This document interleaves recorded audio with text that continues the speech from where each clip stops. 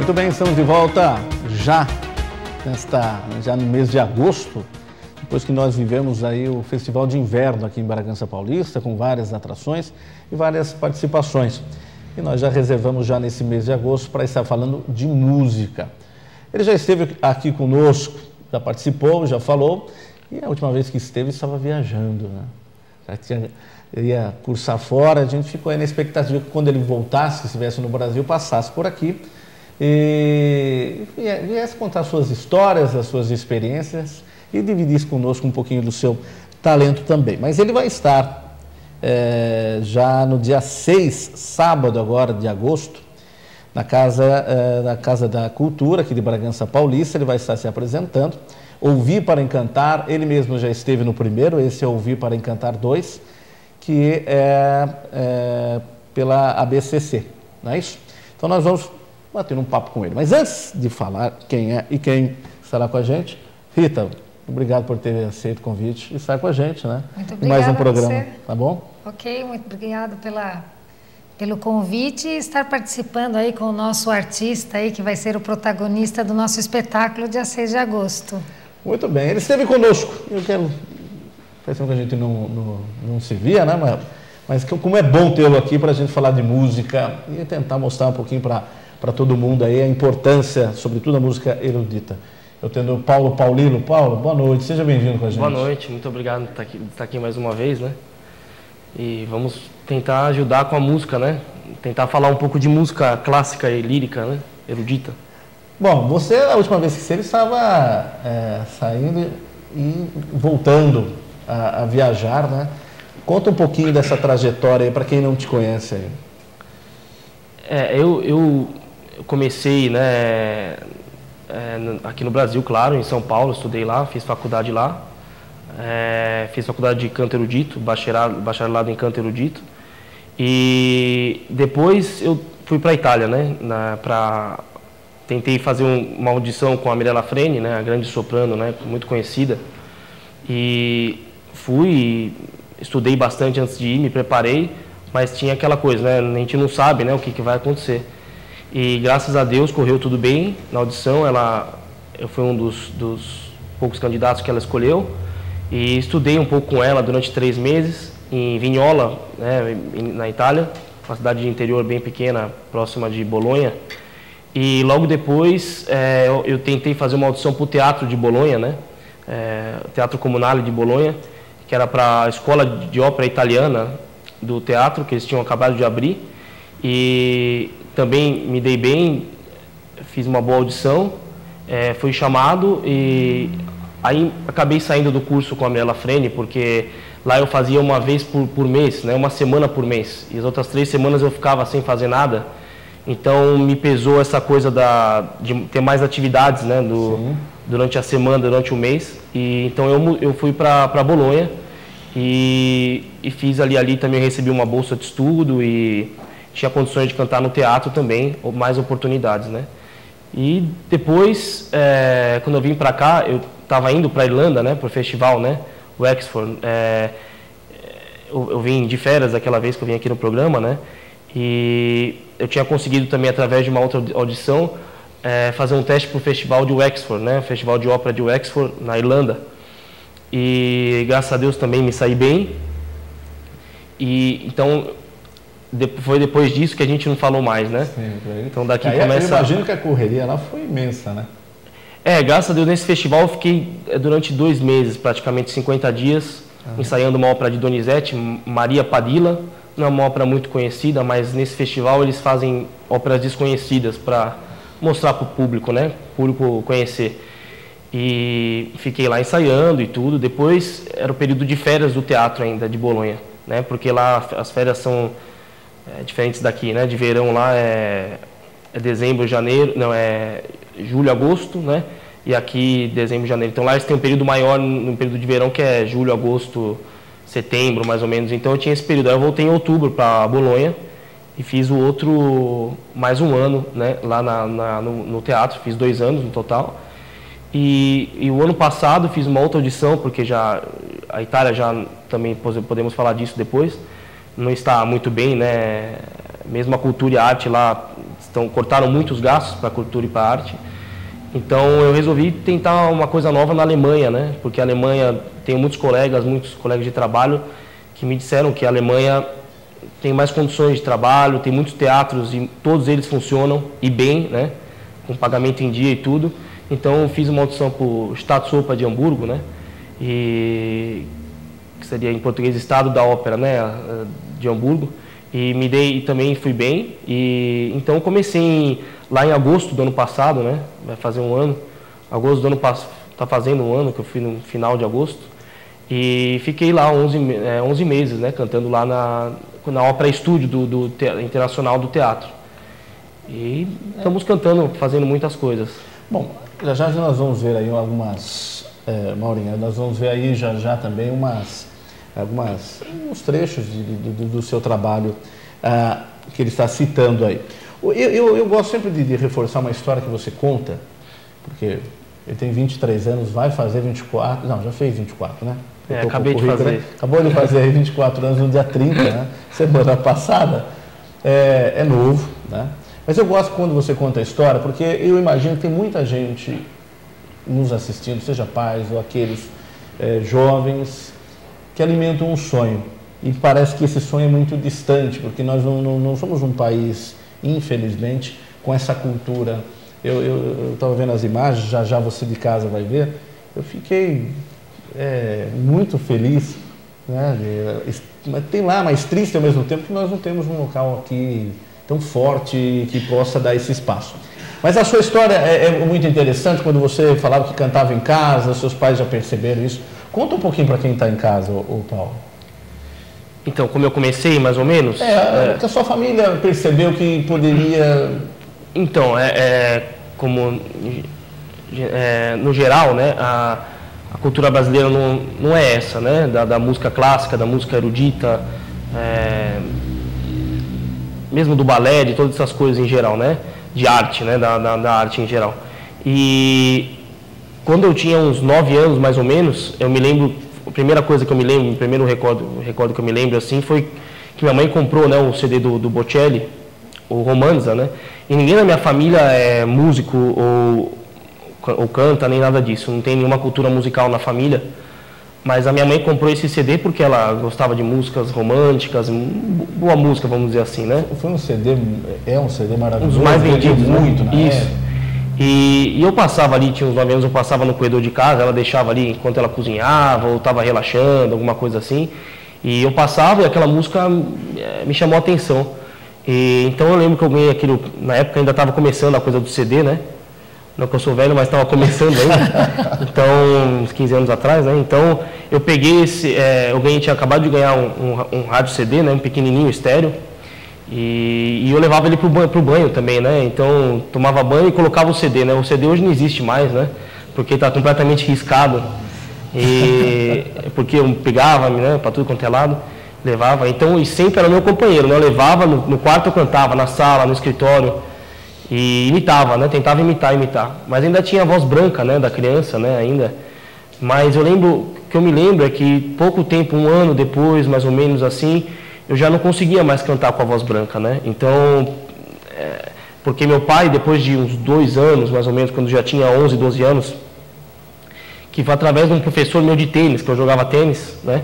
E um professor meu de tênis que entendia um pouco de música clássica e conhecia muitos corais, e ele me escutava cantar brincando com meus amigos no tênis e tal, e ele falou pro meu pai um dia: você já reparou na voz do seu filho?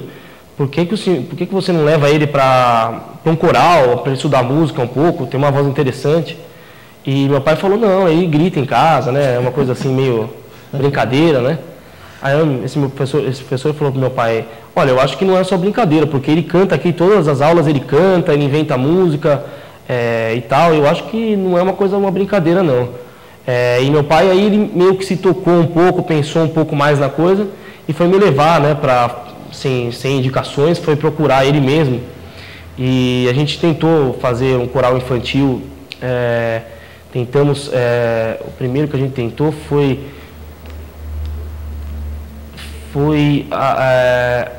a gente foi direto para essa faculdade aqui na FESB, tinha um coral da FESB. Verdade. Isso, e a gente veio para cá, porque esse meu professor fazia parte desse coral. Já é um senhor de idade, hoje em dia deve ter uns 65 anos, já tinha, sei lá, 60 anos mais ou menos. E ele falou, vem com a gente, que eu apresento para a diretora do coro, para a maestra, para todos, e vamos ver se você consegue entrar, porque você começa. Só que esse coro era um coro já de adultos, né? Já era um coro de pessoas bem mais velhas, tudo na faixa de 40, né? 35, 40. E ela me escutou, que eu já tinha a voz mais formada e tudo, eu poderia cantar. Mas ela falou, olha, não seria interessante para você entrar aqui, porque, primeira coisa, porque são pessoas muito maiores que você, muito mais velhas que você. E a segunda coisa, porque eu acho que você devia tentar uma outra via, uma outra alternativa de estudar o canto seriamente para tentar ser um solista, porque eu vejo que pode ser que você tenha condições de fazer isso, né? Isso aí eu tinha 12 anos, nunca me esqueço. E depois fiquei parado até os 14, porque a gente não sabia nada onde ia, fiquei só cantando em casa mesmo. E com 14 anos a gente foi achar a Dona Vilma Guzzi, né, que é de Atibaia, que ela é a diretora do coral lá dos coros infantis, tem um coro infantil, que eu não me lembro o nome. E então a gente, por indicação também, fomos nela e ela gostou muito, minha voz já era bem formada ali com 14 anos, e eu cantei para ela uma canção napolitana, Coro Ingrato, né? E estudamos um pouco de teoria musical e um pouco de técnica vocal, né? Vocalizes e a primeira apresentação que eu fiz foi com ela na Casa da Cultura de Atibaia, né? Foi na apresentação de um coro dela infantil, eu entrei no meio da apresentação e cantei o Coro Ingrato, né? Com quantos anos? 14. 14 anos, tem até as fotos, isso tem. E aí eu cantei o Coro Ingrato e, graças a Deus, foi realmente um êxito muito bom. Eu estava muito nervoso mesmo. Lembro que eu pedi a minha mãe fazer massagem e tal, porque estava difícil. Mas no final deu tudo certo e até o jornal, falei com o jornal de Atibaia, depois o Atibaiense e outros jornais mais. E aí depois que eu comecei mesmo, aí infelizmente essa minha professora ficou doente, teve que fazer uma operação no coração. E então tive que partir para coisas um pouco maiores, né? Então eu fui para São Paulo, que Atibaia não tinha mais condições, né? Aqui na região a gente não conhecia. Então eu fui para São Paulo, também por indicação, conheci uma grande professora lá, que era a Eliane Caran, que dava aula já para pessoas do Teatro Municipal e tudo, cantores profissionais mesmo, que gostou muito também da minha voz e tudo, isso com 16 anos. E aí foi ali que eu comecei mesmo a seguir a coisa seriamente mesmo, né? Depois dos 16, eu segui seriamente. Aí eu fiz logo depois passei na universidade, né? Eu tinha 17 anos, Carlos Gomes, que era um conservatório antes Carlos Gomes, de São Paulo. E fiz o bacharelado em canto erudito. E aí também aí você vai conhecendo mais coisas, né? Você vai entrando no meio. O mercado abre. E é muito pequeno. A gente pensa que é grande, mas é muito pequeno, né? Acredito como qualquer mercado mesmo esportivo, né? Você, a hora que está dentro, você acaba conhecendo muitas pessoas. E aí lá, acabei conhecendo... Aí eu queria fazer aula com um tenor, né? Porque eu sempre fiz aula com mulheres e com soprano, não com... Eu queria fazer aula mais com uma pessoa que entendesse um pouco mais, porque o corpo feminino é diferente do masculino, né? As cordas as pregas vocais e tudo são diferentes. Então eu acabei conseguindo um contato do Benito Maresca, que foi meu grande professor, que eu realmente estudei durante 3 anos sério com ele, toda semana, que infelizmente ele morreu aí faz um pouco mais de 1 mês, 2 meses, e com ele que eu realmente me aprofundei, né, porque ele é um professor que ele fez uma carreira, Benito Maresca, ele fez uma carreira incrível fora do país. Ele foi solista do Teatro de Munique, né, de München, na Alemanha, né, e que hoje em dia é o principal teatro da Alemanha. Uhum. E durante muitos anos ele cantou na Itália, em muitos lugares do mundo, né? E inclusive eu acho que do Brasil ele foi o tenor de maior conhecimento, de maior reconhecimento, né? E então foi isso. Depois dele, graças a Deus, eu consegui o pulo para a Itália, né? Uma pergunta para que a gente também entenda, porque você está lá. O brasileiro, você falou do esporte, futebol, Brasil, não falamos mais, muitos vão tentar ainda ser jogadores como no Brasil, mas não vão chegar. Brasil não tem essa cultura da música clássica, da música erudita. pessoas com talento como o seu, que está indo para fora e foi para fora conquistar seu espaço.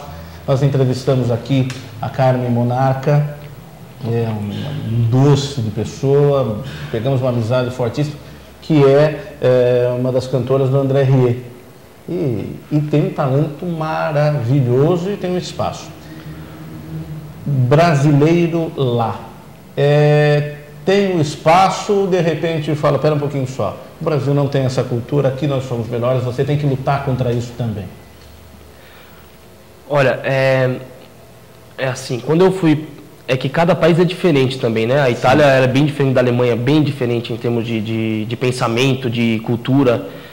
Na Itália eu tive mais facilidade, na Alemanha, na verdade, eu ainda estou pouco tempo, fiquei 1 ano, né? Então não me acostumei totalmente lá, né? Uhum. Agora eu volto para lá no final do mês e com certeza me acostumarei melhor, tenho que me acostumar. Mas na Itália tinha mais facilidade, porque primeiro por causa da língua, né? Sim. Que é mais próxima. Então, assim, é claro que o povo, ele respeita quando você sabe falar a língua dele, né? Tem um respeito maior, né?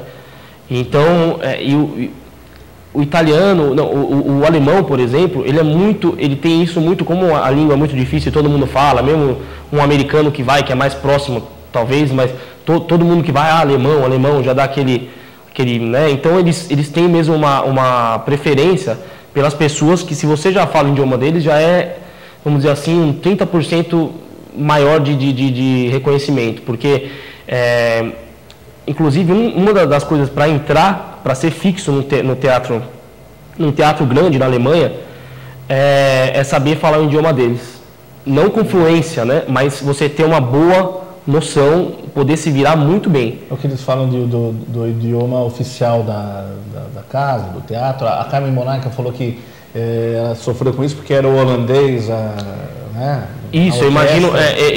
Eu conheci a Carmen também, não na Europa, mas aqui ainda, quando eu fiz um concurso, era a mãe dela, que era a cantora, a Marina, sim, né? Sim. Monarca, que foi uma grande cantora também. Eu fiz um concurso juvenil lá quando eu tinha 19 anos, só que a Carmen nesse dia não estava.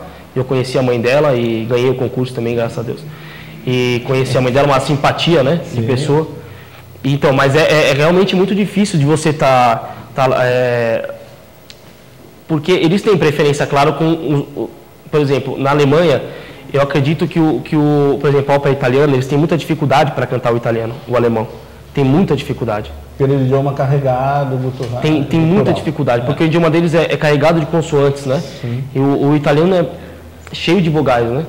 Então, eles têm muita dificuldade, mas o alemão, mesmo assim, prefere contratar. Se ele tem um bom artista alemão, um bom artista italiano ou espanhol, ele vai querer contratar o alemão, é claro, né? Mas a Alemanha ela é muito aberta em termos de cabeça com estrangeiros. Nossa, no teatro da Alemanha, o que tem de coreano, né? Os coreanos, inclusive, dá para falar isso. Cantando ópera. Os coreanos estão dominando o mercado hoje em dia. Eles dominam o mercado fora. Não só o mercado. Eu me espantei, não é nem... Não, os coreanos, eles estão... porque você sempre tem como coreano mais mirradinho. Exatamente, que não tem essa... Eles têm dificuldade, né, de atuar. Eles têm um pouco de dificuldade com a coisa da interpretação. Da interpretação, exatamente. Isso breca um pouco eles. Mas, no geral, assim, em termos vocais, eles são fantásticos tecnicamente, porque eu não sei se a cultura deles, que é aquela coisa que se foca aí né, aquela coisa certinha, a disciplina, né? No japonês, o coreano, mas o coreano mais ainda. Dizem, eu tive uma grande cantora que eu fiz um masterclass, que é a Sheryl Student, um grande nome americana, e ela me disse que eles estão dominando todos os concursos, eles ganham lá fora. A maioria dos primeiros prêmios são para coreanos. Que eles estão dominando... Não imaginaria, não. Eu também não. Pode procurar que você vai ver. O primeiro Jung Lee, Don Juan Lee, é sempre Lee, ou Kim, ou não sei o que Kim. E eles estão dominando, porque também a natureza deles facilita, né? Sim. Porque eles têm difícil explicar bem essa coisa da acústica, né? A ressonância, mas eles têm, por exemplo, se você pegar, no geral, né? Não dá para falar exatamente... Mas, no geral, eles têm uma cabeça grande, com uma testa bem grande, e a testa, né, tem uma ressonância bem grande aqui, toda essa região aqui, né? Facilita. Isso, e facilita muito para eles isso. Então, tem toda essa coisa, o corpo também aqui, o ombro meio largo, toda essa coisa que facilita para eles. Mas para eles, eu acredito que seja muito difícil para um coreano aprender italiano ou alemão ou espanhol, mas eles estão conseguindo devido ao esforço deles, né, devido à dedicação. E o europeu, assim, o alemão principalmente, ele admira muito se você é muito responsável, né? Eles têm essa coisa da responsabilidade, do horário. A disciplina mesmo. É uma coisa, na Itália é bem assim brasileiro a coisa, né? É bem tranquilo, se você chega atrasado só depois da 50ª vez que eles podem falar alguma coisa, mas na Alemanha não. Na Alemanha eu, por exemplo, tive um pequeno problema lá que eu cheguei algumas vezes atrasado e 5 minutos para eles é uma coisa que já muda tudo, porque eles têm, é tudo certinho a coisa que eles fazem. Então, por exemplo, se você tem a maquiagem, vamos dizer assim, para fazer a ópera às 5, e a ópera começa às 6h30 só, mas você tem que estar lá às 5, e tem 3 pessoas na fila para fazer a maquiagem. Se você é o primeiro da fila, e você chega atrasado, eles não têm um jeitinho brasileiro, por exemplo, de então as 3 pessoas, porque as 3 pessoas têm que estar às 5 no teatro. Só que eles têm um nome que eles marcam o primeiro da fila. Então o Paulo é o primeiro da fila, o João é o primeiro da fila. Se não tiver o Paulo, para tudo. Se não tiver o Paulo, eles podiam pegar o outro, vamos adiantar aqui que daqui a pouco ele chega, né? Não, eles não têm isso. Você quebra o esquema, a organização deles. Pois é. Então você tem que estar ali, uma vez aconteceu esse problema, eu cheguei às 5h15, minha ópera só às 6h30. Eu não queria ficar esperando tanto. E o vice-diretor do teatro, ele conversou comigo no dia seguinte, ele falou, não, isso não pode acontecer, porque não interessa se você tem outras pessoas, você é o primeiro, você tem que estar lá primeiro, porque senão a gente se perde, ou senão você tem que ligar avisando, eles têm todo esse sistema que eles se perdem mesmo, né? Mas eu acredito que é por isso que as coisas funcionam lá, né, também, porque tudo funciona, eles fazem, no teatro que eu estou, fazem 35 óperas, né? Paulo, vamos ver um pedacinho. Ele separou pra gente a Ida, que é a primeira parte. Você faz o Mensageiro, é isso? Isso, Mensageiro. Quer comentar um pouquinho antes da gente soltar só? Então, eu sou mensageiro, eu sou um soldado, na verdade, que eles escolhem na hora, né? O rei escolhe para dar notícia de que que nós estamos sendo invadidos, né? Que o Egito está sendo invadido. Então, só porque eu dou essa notícia, depende também da produção. Mas no caso, eles me batem e tal, porque eu trouxe uma notícia de, vamos dizer assim,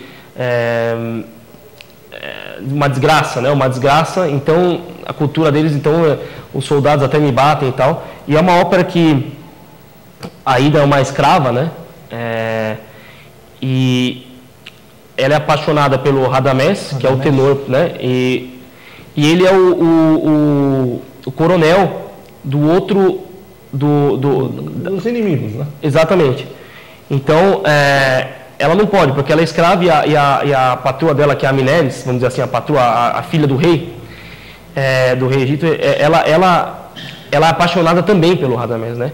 Então acontece toda essa coisa da ópera, essas intrigas, e a Mineres, que é a meio soprano, humilha ela porque ela é escrava e descobre que ela é apaixonada. Então vira uma concorrência entre elas, né? Só que o Radamés gosta da escrava, que é a Ida, né?